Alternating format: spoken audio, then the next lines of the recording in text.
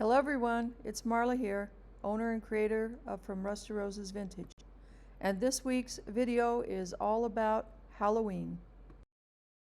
For project one, I took this shelf sitter I had in my stash in my garage. I started to sand it down and then decided, since I was going to use it to put a decoupage paper on top of, all I really needed to do was paint over the lettering to make sure that it didn't show through. I didn't mind that I didn't completely cover the edges of the wood. I kind of liked the way they looked distressed.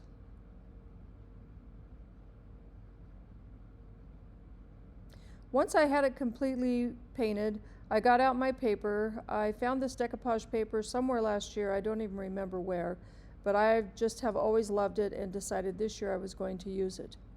The decoupage paper did fit over the shelf sitter perfectly, but I like the frayed organic looking edges, so I decided to use the water technique on this and go around and pull the edges back so that they were a little frayed.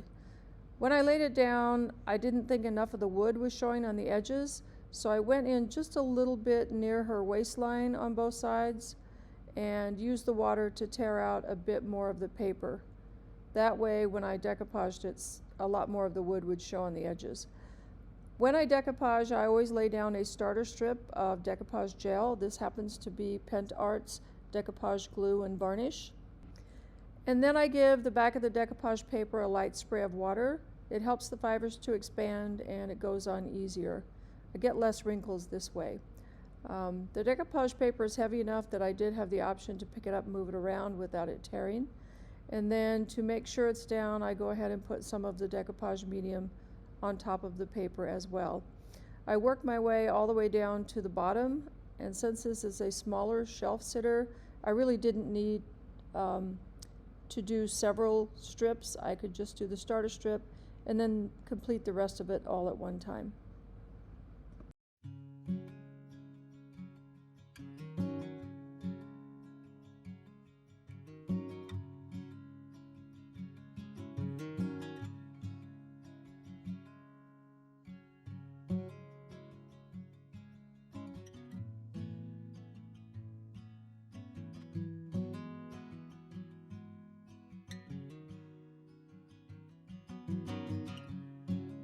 Went over the entire piece with a final coat of decoupage varnish and it was done.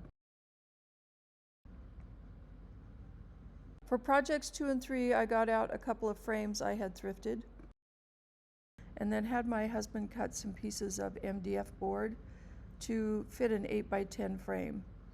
I got a couple of digital downloads off Etsy of black cats. I think that they are perfect for Halloween decor. The digital downloads are relatively inexpensive and I can use them as much as I like, however I cannot share them. So if this is something that would interest you, you might check out Etsy for digital downloads. Before putting the pictures into the frames, I took my finger sander and went around the edges, making sure that I got off all of the excess decoupage paper. I then decided that I wanted to put some trim on the frames to make them a little bit fancier than just a plain 8x10 frame.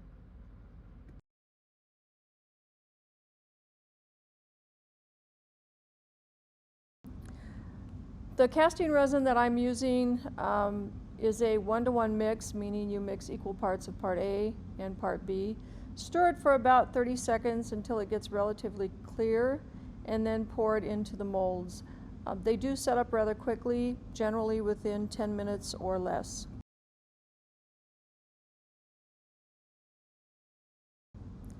Once the molds had completely set up, I got the first one out for this particular frame, checked it for length, and then marked it so that I could do 45-degree angles in the corners so that the corners looked like mitered picture frames.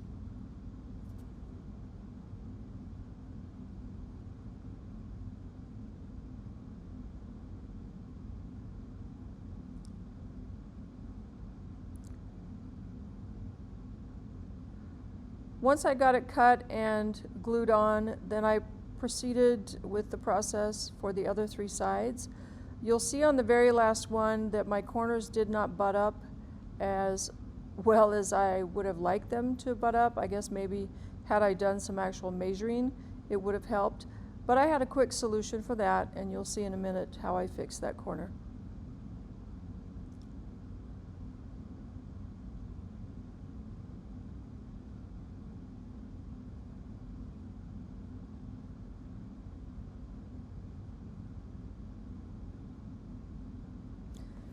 So you can see right there where I have that gap, I pulled out my air dry clay and rolled up a small piece with my fingers. I put some glue, Titebond glue, in the corner and then placed the clay down in there to fill in the gap. I rubbed it until it was smooth around all edges, and then I took this small tool that I have to not only press it down into the gap, but to try to mimic the design of the actual mold. Once I had it glued on and the glue had dried, then I gave the entire frame a coat of black paint. This is Fusion mineral paint in cast iron.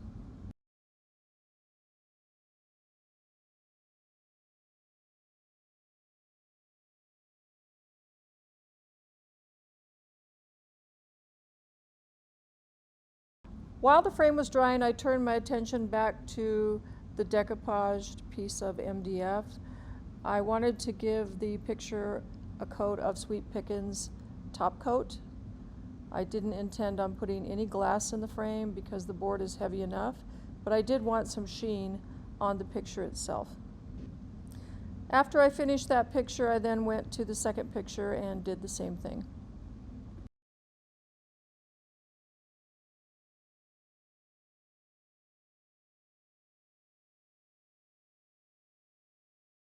Once everything had had a chance to dry, I then went ahead and put the board inside the frame and used this nifty little tool I got off of Amazon to lock it in tight, keep it from falling out.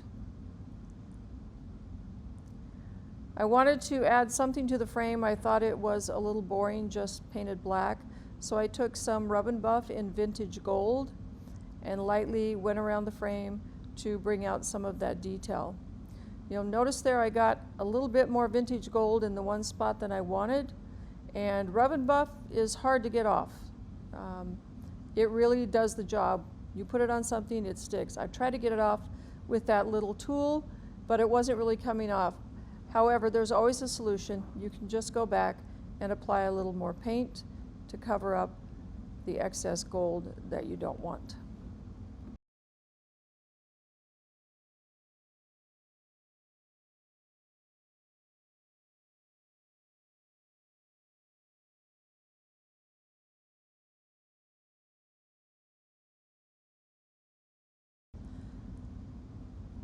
So here I am touching up the excess gold with the black Fusion paint.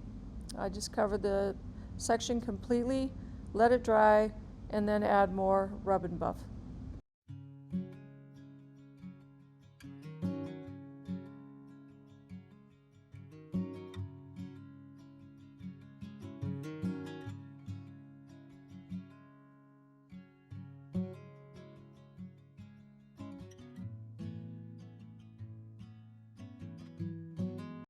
The frame I found for my second photo was a lot wider, so I was able to use a bigger trim molding on it. I really liked this one. Decided I wasn't going to go with the 45-degree cuts on the sides, but rather be able to piece them together and just work my way around the frame. That's one of the great things that I love about IOD molds, is that they are made so one end fits in perfectly with the next, and it makes it very easy to create beautiful frames out of resin.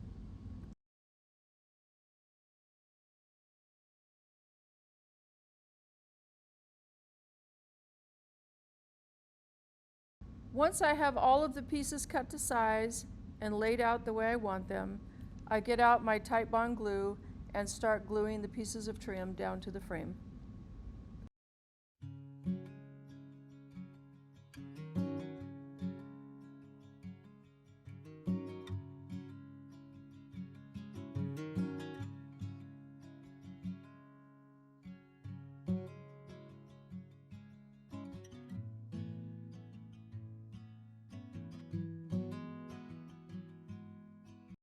After everything is glued in place, I go around with a wet wipe and wipe off all of the excess glue that has seeped out. After the glue had dried, I gave the frame a coat of DIY Prairie Gray. I had picked out a different gray color, but it didn't really match the background of this picture the way the Prairie Gray did, so I went with Prairie Gray. To ensure that I get the paint down into all of the little details of the mold, I'm using more of a stippling motion with my brush and then going back and wiping the paint back and forth, trying to make sure that all of the white is covered up.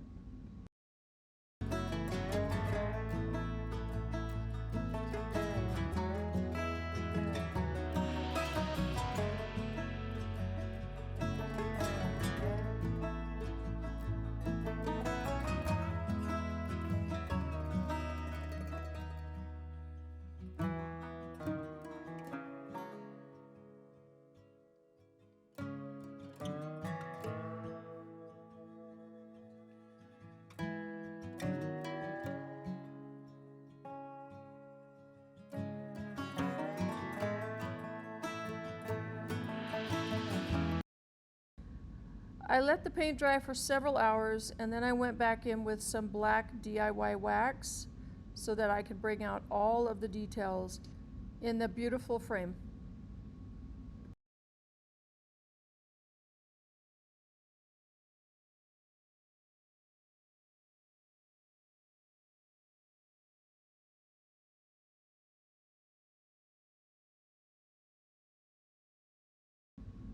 As a final touch, I added some gold gilding wax to highlight the details in the frame.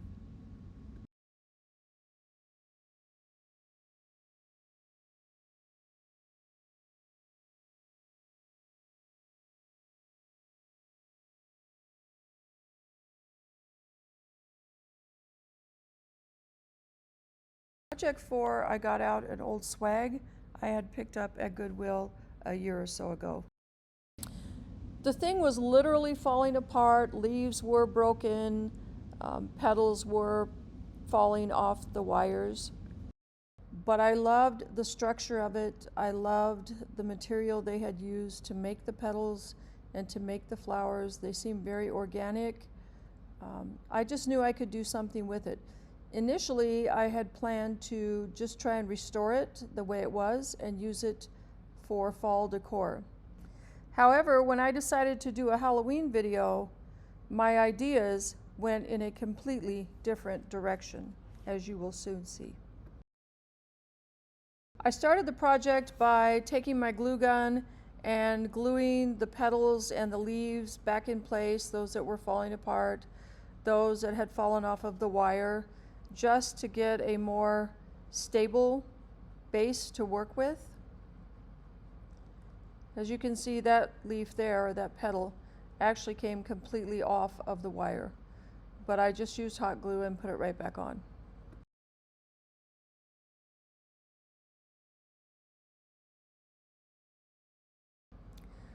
Once I was done with the mending process, I started the painting process. First, by painting all of the leaves black, and then going in and painting the petals gray. I believe for this color I used DIY's letterpress gray.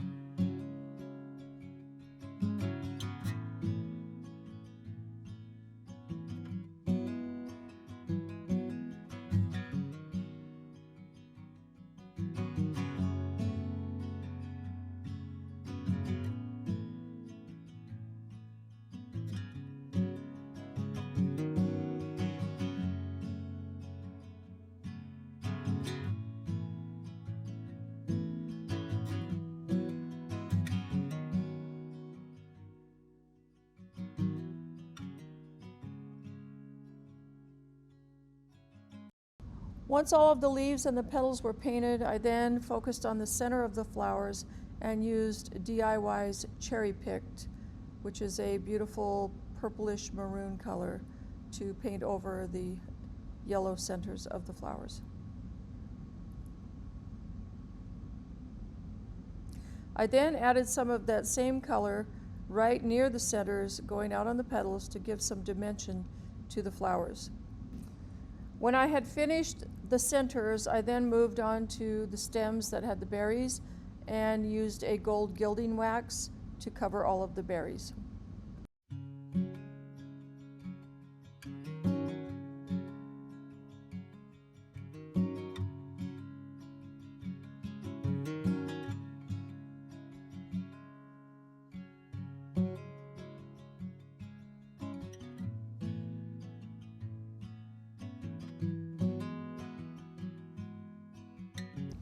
As a final touch, I used Alchemy's Thistle with a little gray and went around the tips of all of the petals to give them a highlighted effect. I think the end result was beautiful, and it's perfect for Halloween decor. Have you ever come across something unique while thrifting? You don't know what you're going to do with it, but you buy it anyway? Well, that was the case with this piece. I'm not really sure what it was meant for. I looked at it and thought maybe it could have held 3 glass bowls or 3 candles, but it's just been sitting in my stash for months. I actually was about ready to take it back to Goodwill because I just didn't know what I would do with it. But once I started thinking about Halloween, I remembered that it kind of reminded me of tree branches. And so I thought maybe I can paint it black and turn it into some sort of spooky candelabra for Halloween. When I was at the dollar store recently, I saw these foam pumpkins, and I thought of the candelabra and thought these would fit perfectly in the 3 open areas. I started out by giving them a couple of coats of iron patina black paint. You'll notice that the paint goes on very thin, very transparent with the first coat. So it's possible that I actually ended up doing 3 coats on these pumpkins.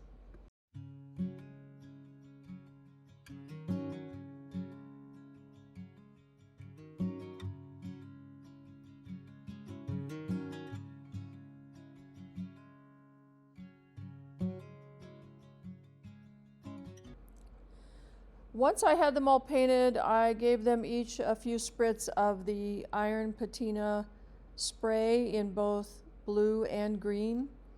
I didn't like the effect that I got, so I added some Summer Crush paint and water and let it drip down like rust. I then turned my attention back to the candelabra and finished painting it. I gathered up some Halloween flowers I had in my stash from last year and began putting it all together.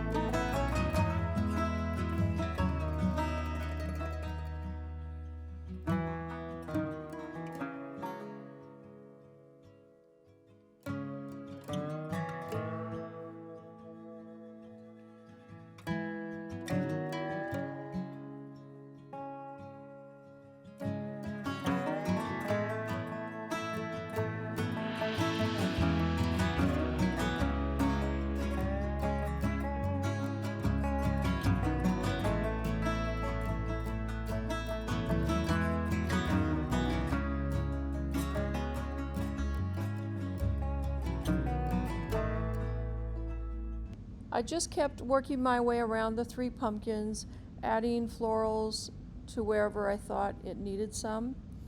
If you'll notice in the top of the pumpkins, I have carved out a space of foam because I have some black candles that I wanted to put in there.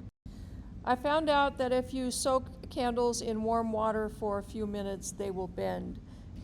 And you will see those bent candles in the final project.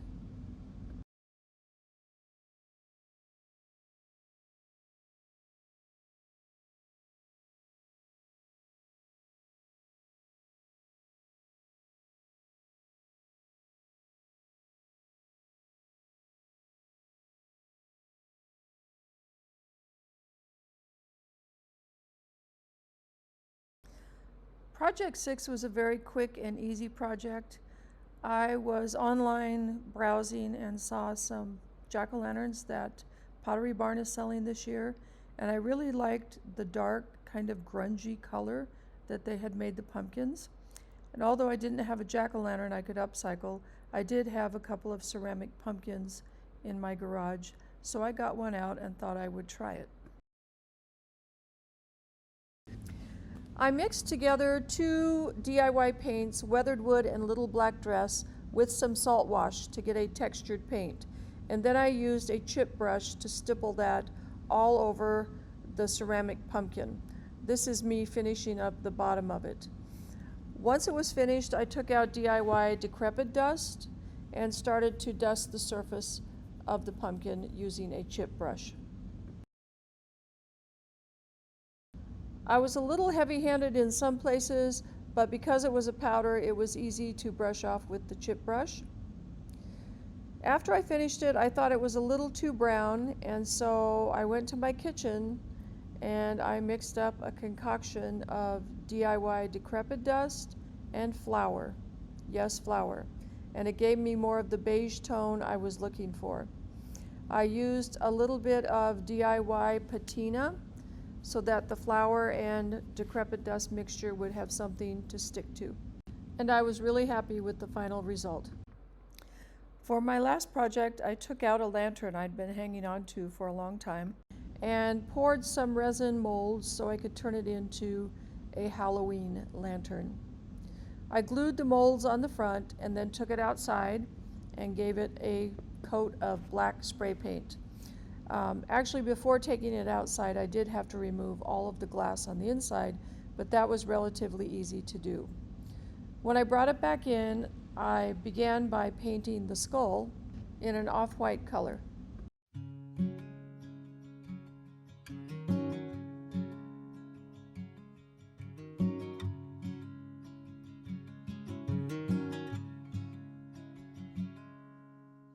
And then I decided to give the eyes a coat of bright red paint.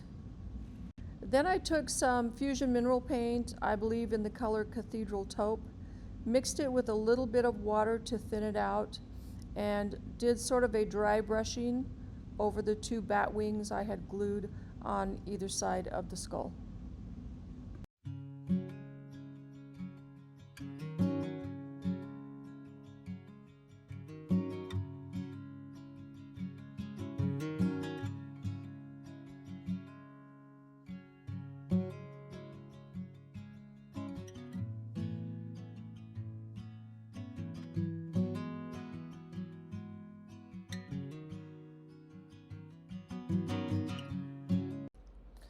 I then gave each piece of glass a good cleaning and inserted them back into the lantern.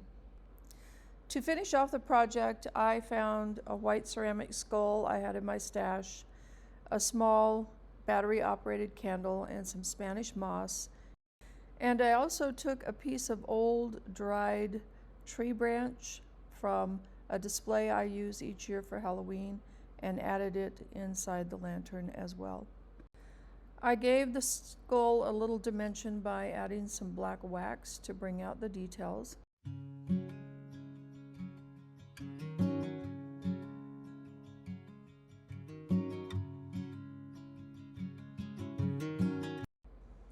I hope you enjoyed watching me turn some thrifted items into fun Halloween decor.